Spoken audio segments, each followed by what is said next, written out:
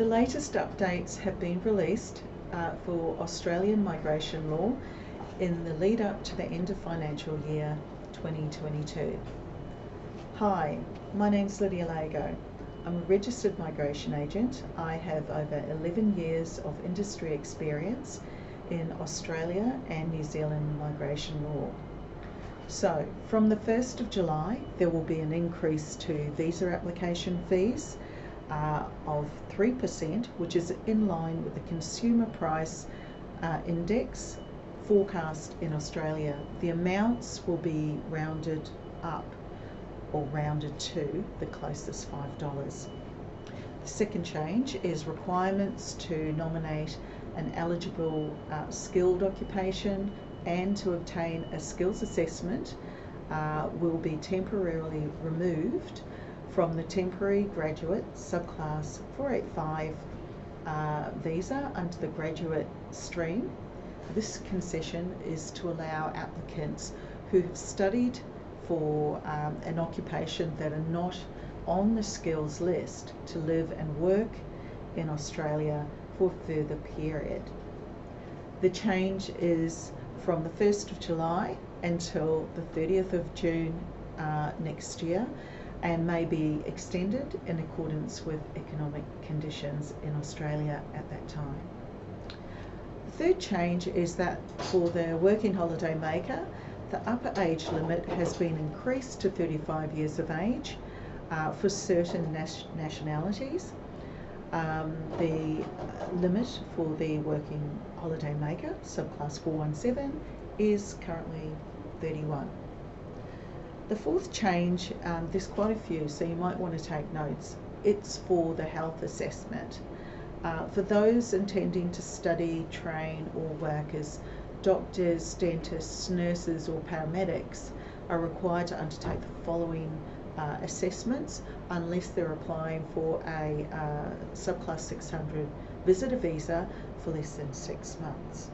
So these tests require medical examination, chest x-ray, HIV test, hepatitis B, hepatitis C, latent tuberculosis screening, and for the same occupations, if you are applying for a subclass 600 for less than 6 months, you need to do all those tests that I mentioned, with the exception of the tuberculosis test. For healthcare workers, not mentioned here earlier, and you're intending to work in health, aged care, or disability facilities, unless applying for a tourist visa for less than 6 months, you need to do a medical examination, chest x-ray, TB test, and for those same healthcare workers, if you're applying for a visitor visa for less than 6 months, you just need to do the medical examination and the chest x-ray.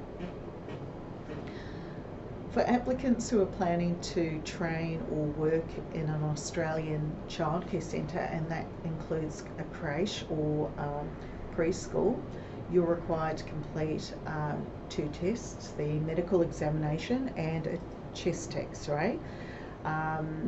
And applicants who are planning to enter a healthcare centre or a hospital environment are required to complete a medical examination and a chest x-ray.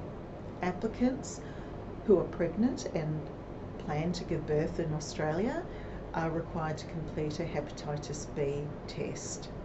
And finally, for health assessment, if the applicant is 75 years of age, applying for a visitor or tourist visa, they are required to complete a medical examination. So the fifth change is for the citizenship fees. They are not increasing, however. Payment must now be made in Australian dollars and can no longer be made in a foreign currency from the 1st of July. The final change is for the New Zealand Citizenship Relationship visa, subclass 461. From the 1st of July, they must be lodged by post, so a paper application is required, and also the time of grant for that visa has been changed, so the applicant can be in or outside of Australia.